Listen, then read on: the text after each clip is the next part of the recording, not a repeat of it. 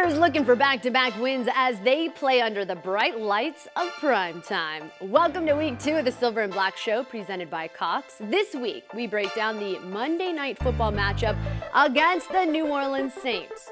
I sit down with breakout defensive end Maxx Crosby, and Coach Gruden joins us to discuss a historic first win for the Las Vegas Raiders.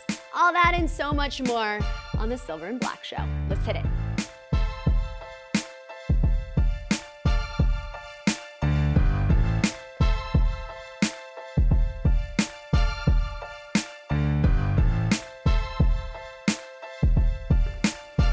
What is up, Raider Nation? Thank you guys for joining us again. I'm Erin Coscarelli alongside my former All-Pro tackle, Lincoln Kennedy. Hi, Lincoln. Hey, Erin. How you doing? I'm doing wonderful. It's Monday night. It is. I'm excited. Monday Night Football under the bright lights of prime time. Before we break down that matchup, though, I do want to get, what was your biggest takeaway from week 1? Well, I would be missed if I didn't give any love to the big boys up front. Denzel Good stepped in and done a wonderful job. A swing guard stepping out to play tackle very early in the game, had a tremendous game, and obviously they came away with the win. That is a big takeaway. I mean, 0 sacks, That's right. 0 turnovers, made that offensive line look good, especially for a guard that had never taken a snap in camp at the tackle position. Stick around, I'm curious, because let's bring in our 2-time Super Bowl winning quarterback, Jim Plunkett, joining us remotely. Good afternoon, Jim. Hello. So that offensive line had a pretty darn good day and a solid day overall by a one Derek Carr. What to you stood out in particular from his performance in week 1? Well, I thought he performed very well. Not a lot of big plays down the field. High percentage, 22 out of 30. Kept moving the ball down the field, getting close enough to be able to run the ball in for Jacobs. That was very impressive, the way he handled the offense all day. As you mentioned, no turnovers, no sacks. It was a very good day for Derek Carr in the offense. Yeah, the offense firing on all cylinders, that's for sure. 3 touchdowns by Josh Jacobs certainly doesn't hurt. Carr, though, hoping to carry that momentum into his brand new stadium of Allegiant. Of course, Monday Night Football kicking off against the Saints. Are you looking forward to seeing a game played here in Las Vegas for the very first time? I certainly am. I'm looking forward to going down there and being able to sit in the stands. Actually, we are going down there, but we're going to watch it on a big screen TV somewhere in Vegas. Looking forward to that. It's going to be very exciting. It reminds me of the time we opened Foxborough Stadium at Foxborough. It's a brand new stadium with the Patriots, and a lot of excitement, a lot of buzz going on. And there'll still be that thing going on, but it just won't be in person. Yeah, absolutely. Lots of excitement. That is for sure. But look, it's not going to get any easier for Derek Carr this week. Let's talk about that Saints defense link because, you know, obviously we saw what they were able to do to Tom Brady and company. 2 interceptions. I think he was sacked at least 3 times. You know, did you see from Derek Carr last week that gives you the confidence that he is up to the task against this scary Saints defense? Well, yeah, I did. I mean, he's an experienced quarterback, and one thing is he tossed the ball around to 9 different receivers. Yep. That's really good going forward for him, especially giving defenses something to prepare for. But Derek's going to be up to the task. It's whether or not this offensive line with the injury issues are going to be able to hold up at the point. That's one of my biggest concerns going into this game. Yeah, I mean, look, sharing is caring. Absolutely. We all know that 9 different receivers. When Henry Ruggs went down, Nelson Aguilar came in, was able to, of course, see the end zone. Certainly nice to have depth on both the offensive line and in your wide receiver core. But what's really cool about Monday Night Football for you is you're getting to call this on the Raiders radio broadcast. And then, of course, you're doing it alongside legend Tom Flores. What are you most looking forward to being able to be there, bright lights, prime time, calling that game right there? It's sort of a reunite with Coach Flores and I, because when I became a broadcaster with the Raiders Radio Network, Coach Flores was already in the booth, so we had a chance to work together for a few years. But just having him a part of this broadcast and while you're opening up a very beautiful Allegiant Stadium is very exciting. I'm looking forward to Monday night. I think we all are looking forward to Monday night. Link, Jim, don't go anywhere. We're going to talk more about the matchup in a moment. But, of course, coming up next on the Silver and Black Show, we go one-on-one with the man that was a part of that huge 4th down stand last week. Mad Max joins us next. Don't go anywhere. Allegiant Air, the official airline of the Las Vegas Raiders. Cox Business, proud partner of the Las Vegas Raiders. Coors LIGHT, an official beer of Raider Nation, made to chill. San Manuel Casino, official Southern California casino of Allegiant Stadium.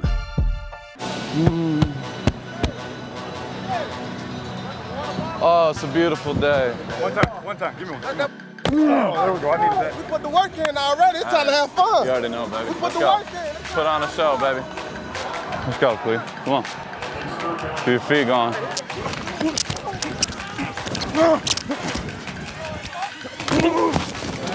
Good basket and off, though. I felt good. Okay, Big Sam. Hey, Sam. Go, Renfro.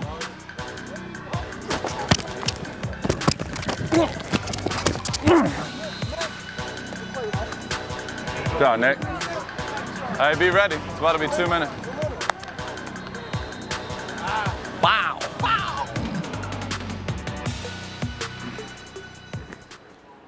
Welcome back into our Silver and Black show. A nail biter to the very end, that huge 4th and 1 stop, courtesy of that Raiders defense. A guy part of that unit. How about defensive end Maxx Crosby? Good afternoon to you, Max. Thank you for joining us. Absolutely. Thanks for having me on. I was watching you kind of chuckle a little bit off camera. Was it weird being mic'd up for an NFL game?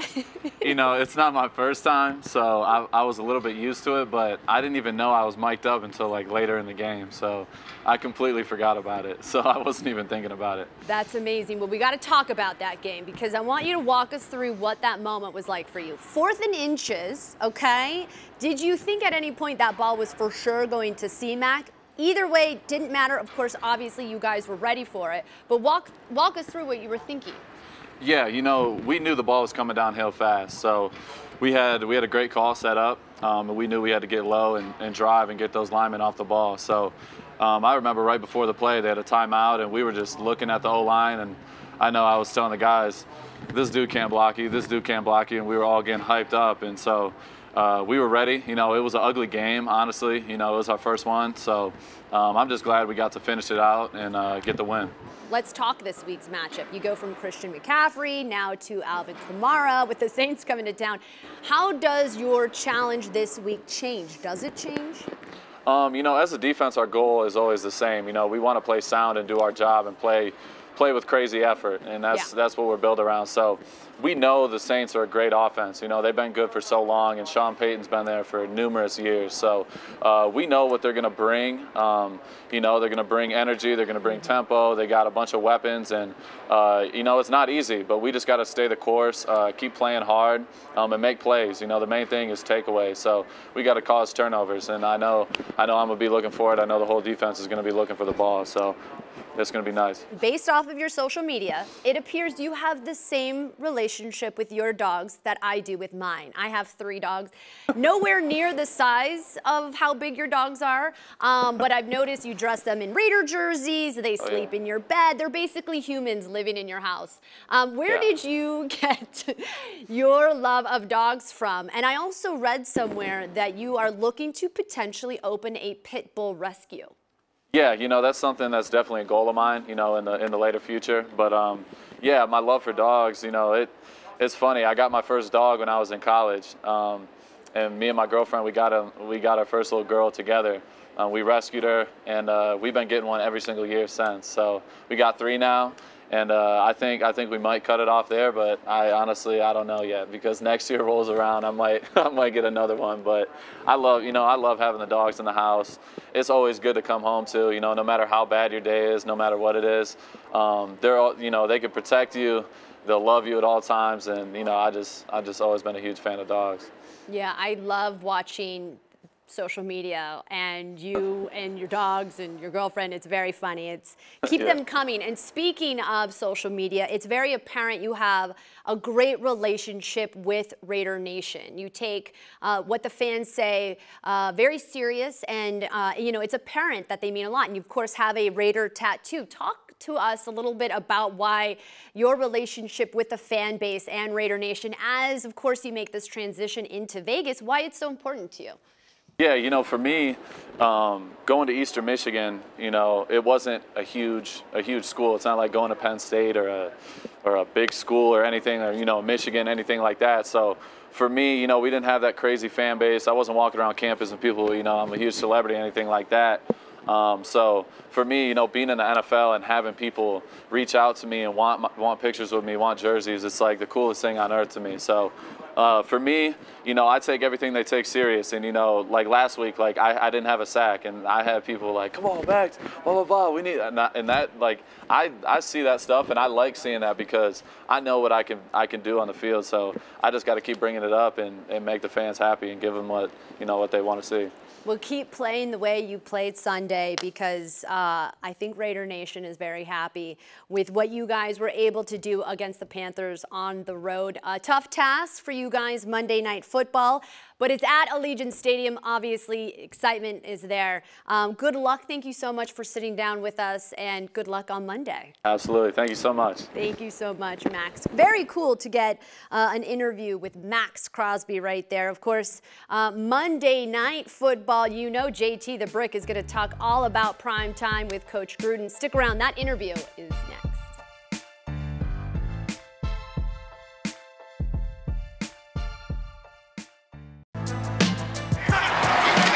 On first and goal, Jacobs to the right side, inside the 5, to the end zone for the touchdown. His third of the day. I kind of been hitting at it all off season that we can kind of do whatever we want, whether it's run the ball, we can open it up now. I mean, we have a lot of great young receivers, so we can really play however we want to, and just to see that we kind of putting the pieces together slowly, I mean, it's huge. Welcome back to the show. JT the Brick catches up with Coach Gruden on their big first win for Las Vegas, and of course, their primetime opener at Allegiant. We're joined by the head coach of the Silver and Black, John Gruden. And Coach, congratulations on a historic win in Carolina. The first win as the head coach of the Las Vegas Raiders. Tell me about it. Well, it's a great feeling to deliver a win in a special place like Vegas. And all the players, everybody affiliated got a game ball, and it was a team effort. You know, it went down to the final drive of the game, basically. It was a hot day. We're flying across the country, playing in North Carolina. We're quarantined in a hotel for 2 days. I was proud of our ability to finish. Coach, you and your staff prepared for this atmosphere. No preseason games, no sound. What was it like for you on the sidelines, no fans there communicating to your players and your staff? Walk us through that. Well, it was a little strange during pregame because you're normally getting booed, or you're getting the music, you're feeling the crowd. But it was dead silence. So it was a little bit of a strange Twilight Zone feel. But once the game started, you're calling plays, you're competing, you kind of lose sight of everything. You don't even know where you are. You're just in the moment. And you could hear the quarterback's audibles. Hell, I even heard my wife's name one time. But you can hear more, you can see what's going on a little bit better because of the lack of crowd. But that was the only difference. The roster that you built with Mike Mayock came into play, next man up. Talk about the depth of the roster as a couple of players got banged up. Well, you don't want to see guys go down, but when you lose 2 offensive tackles in the first 12 plays of the game, you got to credit Denzel Good for being able to do what he did. You know, here's a guy that's playing left guard all week, all last year, and now he's out there playing right tackle and did a great job. Nelson Aguilar jumps in there for Ruggs, catches a touchdown pass 3 plays later. Nick Kwiatkowski goes down. Raekwon steps up at linebacker. So that's pro football. You know, you're going to lose a player here, you're going to lose a player there, but you got to adapt and you got to overcome, and that's what we're most proud of. Coach, I'm excited about this. Let's take a look at Henry Ruggs III and the way you lined him up and moved him around at the line of scrimmage, something that you were very excited about when you drafted him. Yeah, it started early. We faked the jet sweep to Ruggs, and sometimes the illusion of perimeter speed can help an off-tackle run. Here he is in motion. We put him back in the slot. This was a nice play-action pass where the safety got nose trouble against Darren Waller, and Carr ripped it over the top to a wide-open Ruggs. And his speed is a big part of his game. We know that. But not only that, he is a smart guy. He's tough. And this is a big lick he took right here from Trey Boston, but he came back strong. And right here, Ruggs is in the backfield. We're going to give the ball to Josh Jacobs.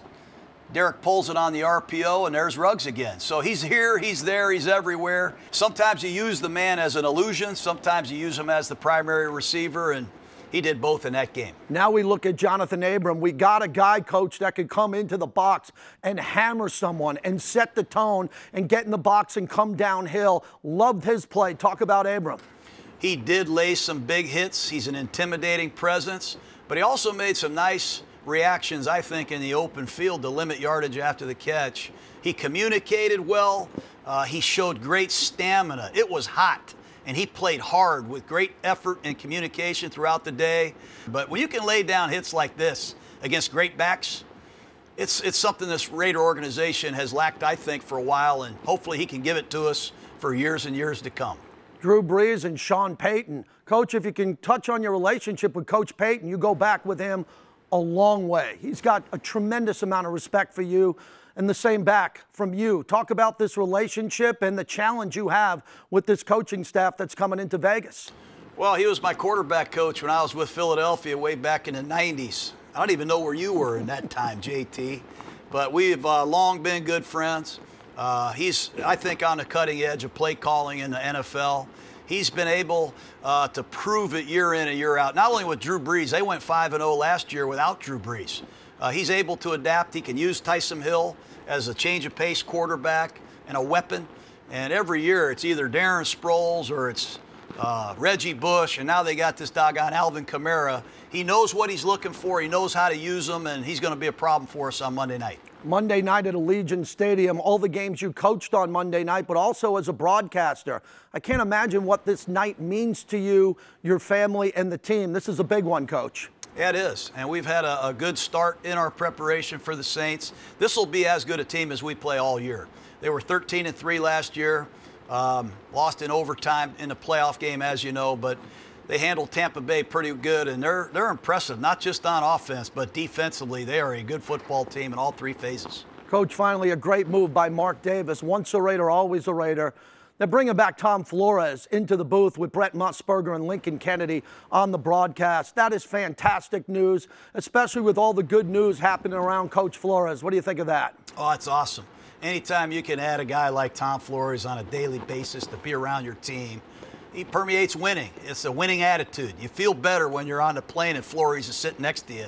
And it's certainly great to hear his voice calling Raider games. If you told me Brent Musburger and Tom Flores would be calling Raider games, I'd say they should be on Monday Night Football. Those two guys are the top of the food chain. Thanks for the time, Coach. We'll see you next week. Good luck on Monday night. All right, thanks, JT. Thanks, Coach. This game by Tampa.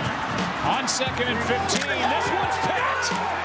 Back the other way for the touchdown. It's Janoris Jenkins. On offense, they're hard to stop. On defense, they're hard to get a yard on. You know, we just saw a 6-time Super Bowl champ go into the Superdome, and it's a tough place to play against a tough team, right? When you watch the film, they're talented on all levels. You know, a lot of teams nowadays, you can find some spots that you can pick and choose where to go at and things like that. They got great secondary, and not just talking corners, and so they got multiple safeties that can play football at a high level, multiple linebackers that can run and hit, and their D-line is disruptive. We have our hands full come Monday night, but again, excited for the challenge. Anytime you can play a team like this, you get excited. I think excited for the game, Derek. Back here on Silver and Black with Lincoln Kennedy and Jim Plunkett. Guys, look, some good news, okay? They won't have to worry about contending with Michael Thomas, who is expected to miss the game because of that high ankle sprain. But I do want to ask you, I'll start with you first, Lincoln.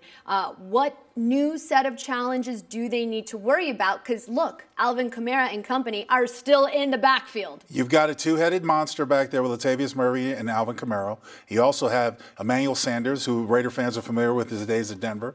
Jared Cook's not a bad tight end. It'll be interesting to see with Corey Littleton's, additional requirements as a player, who's going to cover him, how they're going to cover Jared Cook. That's a big part. But most notably, you've got a Hall of Fame quarterback who's seen it all. So there's not going to be any surprise. This young secondary, this young defense is going to be tested.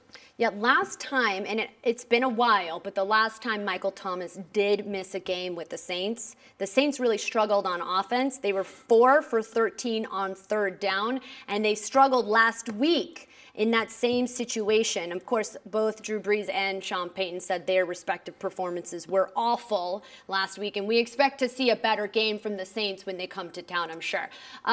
Jim, I'm curious, good news, of course, for the Raiders with Nick Kwiatkowski. He didn't tear the pec. The bad news is, though, when he did leave the game, you saw the defense struggle. What is your confidence level with Nicholas Morrow and, of course, newcomer Raekwon McMillan? Well, I'm sure they're going to be capable to fill that void that was made by his injury. I think they're going to step in. The Raiders do a good job in preparing the backups to fill those roles, and I don't see much of hopefully not much of a down defense because of this change. Yeah, absolutely. I think certainly good to have depth when it came to both the offense and the defense last week against the Panthers. I'll ask you both this question. Finish this sentence for me, and of course, Jim, I'll start with you. The key to victory against the Saints will be what? Well, I think number one, no turnovers. Number two, keeping the ball away from Drew Brees as much as possible, and looking for the big play down the field. Those are my three keys to helping this team win that football game. Okay. What about you, Luke? I piggyback what Jim said. You win the time of possession, but more importantly, you score touchdowns. I think the Raiders need to score at least 30-plus points in order to beat this New Orleans Saints team. All right, well, you heard it here first. I am excited. Only 2 more days until we get to see the bright lights of prime time. Thank you guys so much for watching the Silver and Black Show. For Lincoln Kennedy, Jim Plunkett, I'm Erin Coscarelli, and we'll see you next time. Allegiant Air, the official airline of the Las Vegas Raiders. Cox Business, proud partner of the Las Vegas Raiders. By Coca-Cola, the official soft drink of the Las Vegas Raiders. By Twitch, the official live streaming platform of the Las Vegas Raiders.